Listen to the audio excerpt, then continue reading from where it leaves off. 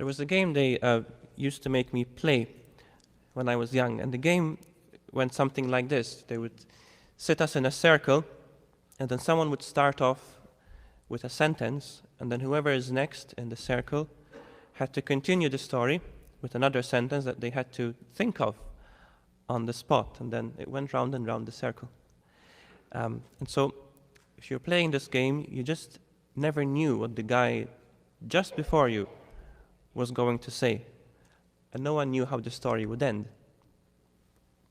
Sometimes I feel like life is a bit like this game.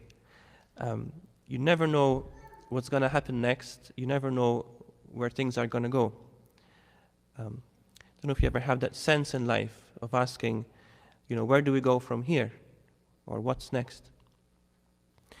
Perhaps for the first time in many decades, the whole of humanity is in that place. Don't know about you, but to me sometimes it feels like we were living life quite happily, just adding to the story one at a time, until the guy just before me shouted, "Pandemic." And so here we are in a global pandemic, probably somewhere between a third outbreak and the relief of vaccination. But if and when we start to get the better of this crisis, the question will be asked even more, where do we go from here? If we ever get to say to the pandemic, it is finished, well then what next? Once that is finished, what will begin? Or are we expected to live life suspended in a vacuum? And even when there isn't a global crisis going on, you can still apply this to your life, to your story. Whatever chapter or perhaps ordeal in your life is coming to an end or has just ended, well, now what? Is it on to the next problem or the next crisis? You see, these situations, they call out our real perspective on life. Not the one we say we believe in, but the one that we really live our life out of. What do I mean by that? We often sense that life is a journey or a story. You wouldn't ask questions such as, where do we go from here, if you didn't see life as a journey or a story of some kind. Well then, what kind of journey is it? What's its start? What's its end?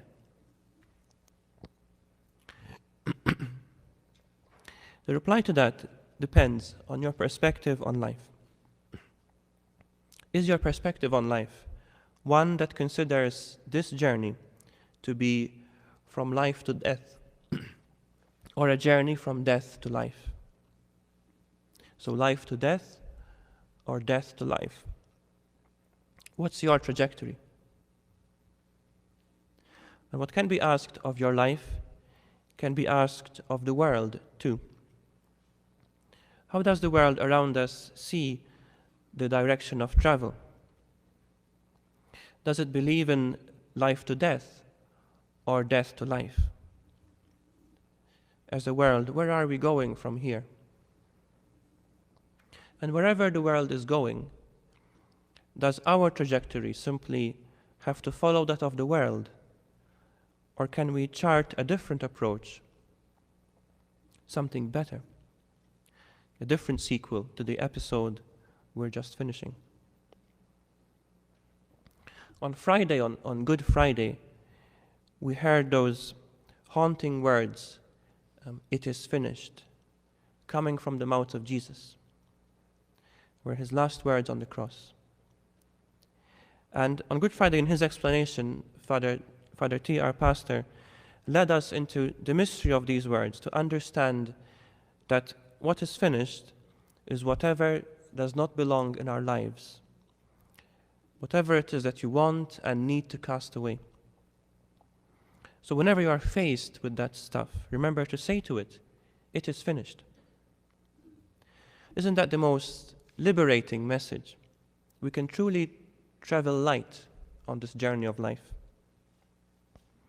And if this stuff, this old self stuff, is finished, then what's beginning? The sacrifice of Jesus on the cross does allow us to travel light. But travel we must. The journey of life isn't suddenly suspended. After the end, there is a beginning. And Jesus, after all, is to be found, and actually is, both beginning and end. In Mark's account, the last thing that comes out of Jesus' mouth is a loud cry and then his last breath. And immediately the curtain in the temple tore from top to bottom. This was the curtain that guarded the holiest chamber of the temple. In this chamber, God had chosen to dwell. It was the only spot on earth that was holy enough for him. It was God's last redoubt. And now God had literally left the building. To go where? Where did he go from there? To find out the answer, we lean again into the account from Mark, the one we just heard. As the women come across the empty tomb, the messenger tells them that Jesus has already led the way. He is there before them in Galilee. Mark's is the oldest account that we have, and because of that, the one that's most unvarnished. If we read between the unflattering lines of Mark, there's every chance that the men, led by Peter, had already fled the scene in that direction. But Jesus will get there before them. And he gets before them to Galilee. So why Galilee? Galilee is home to these disciples, and a much safer place for them than Jerusalem. Galilee is also where they met Jesus and where his mission took place. The Jerusalem experience was almost an interruption, a detour from this mission work. So what Jesus had finished, they must now begin. And for them, the place of beginnings was Galilee. Talk about coming round full circle or an ultimate comeback. Actually, the original version of Mark's Gospel ends right here with the words we heard proclaimed in the Gospel. Practically, it ends mid-sentence. The story is to be continued. It's handed over to the reader, to the disciple. So the story is now being handed over to you, too. Where do you want to take it? That depends once more on your perspective, on your trajectory in life. Are you moving from death to life, or are you moving from life to death? You see, without Jesus and without the resurrection, there is only one logical trajectory, and that's from life to death. The moment you're born, you start the process of dying. Everything is destined for destruction, for decay. Many around us, and among those who lead the world, may not even be aware of it, but that is where they're heading, and that's where they're trying to take us. If you find yourself confused, or even party to the greed around us or in our life, it's underpinned by the perspective that we're moving from life to death. If you wonder why the value of life seems so very fluid, even for those not yet born or for those wishing they were never born. If you wonder why we're expected to fuel an economy that kills people and destroys the planet, it's because of this philosophy that we're heading for death anyway. So unless something spectacular happens to reverse that, there's no other logic. And yet, something spectacular does happen, and it did reverse this logic, this trajectory we're trapped in. And what happens is Jesus. Jesus goes through death and comes out victorious. So now the trajectory is reversed. We do have another option from which to live out our lives. So now our perspective is different. It's more like from the darkness of the womb, we come out to the light of the world, and then onto the light of eternal life. And so with that perspective on life, there is no mad rush to squeeze in as much stuff and pleasure before it's all over. And every life counts because it's destined for more life, not for death. So this is the perspective that God planted in our hearts when He made us, from death to life. That's why whenever we go off track and take the other path of life to death, He calls us back. He started this pattern with His people, with Israel. We saw this throughout Lent, if you were with us, from the stories of the Old Testament, time and time again, His desire for Israel to come back to Him and to come back to their original purpose, which was to be a light to the nations, a source of salvation for the world. And He does the same with us. He calls us time and time again to come back to the best, to the truest version of ourselves, the one He created in His image. He calls us back to where it all began, to Galilee, to our original purpose, which is to be a light of the world. So when we say it is finished, we don't say it is finished in a that's all folks kind of way. When we say it's finished, it's more in a to be continued kind of way. It's a finish that leads to more beginnings. Jesus performed the hard work of reversing the trajectory we were heading into from life to death. He repointed us so that we now face from death to life. So He Himself entered the crisis point, the turning point. But that is just the beginning. That's why God could finally burst out of the confines of the temple chamber.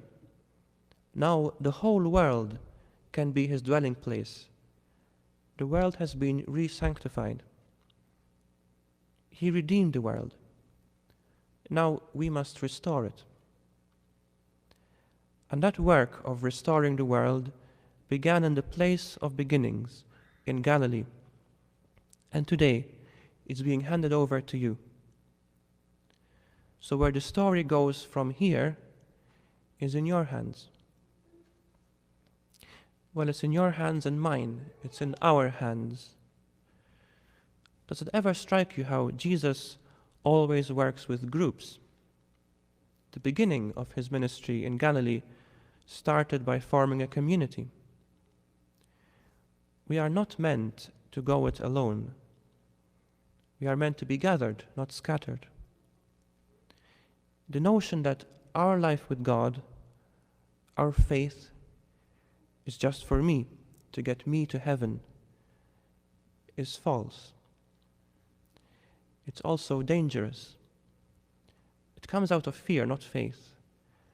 And it plays directly into the hands of the life-to-death perspective. Even in their fear, the disciples had the good sense to stick together. Would we be here today if they had scattered instead?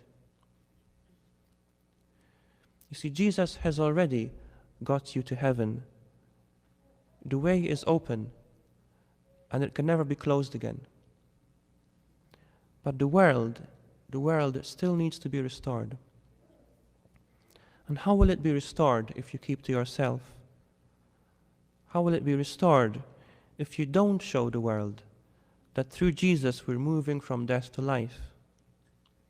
He needs us today, just as He once needed Israel. We are to be the light. We are to be the yeast that raises up the world to its original holy state. Jesus turned the tide for us once and for all, but the battle is far from over. So why not fight it together? Why not do life together? It's true that the front I may be fighting on may be different from yours or from the person sitting next to you, but it's still the same battle. And it's still the same Jesus who goes there before us to lead us. And it starts here, from your socially distant seat. You cannot redeem the person sitting 6 feet from you. You cannot even redeem yourself. But you can help restore them. So can we do that? Can we restore each other? Can we be, as a community, a place, a space where people come to be restored? But how can we be credible yeast, credible light to a world with a different perspective to ours, if we ourselves have different perspectives, if we ourselves are scattered, disjointed, disunited, sometimes more dead than alive? Over the past 3 days or so, in our parish community, we celebrated many liturgies together as one, in different languages and different expressions, but in unity. So we know we have it in us. And let's have some wisdom about us too. Let's not let the world lead us and far less divide us. Let's not fall for any illusion that any leader but Jesus can keep us steady on our trajectory from death to life. Instead, let's see in the world an opportunity to humbly, gently, but confidently proclaim and witness that the journey goes from death to life. And so a world to restore, not a world to abhor. Like the rest of the world, we also do not know what the next guy will say and add to the story. We don't really know what's next. But unlike the world, we do know where the story is headed. We do know how it will end. It has no end. And so, we may not be many at times, but we do have the edge. See, only we, with the power of the risen Christ in us, only we can truly restore the world. So, like him, let us love each other and let us love the world. He goes before you. So now, go back to Galilee and proclaim life, new life, life to its fullest, everlasting life. Amen.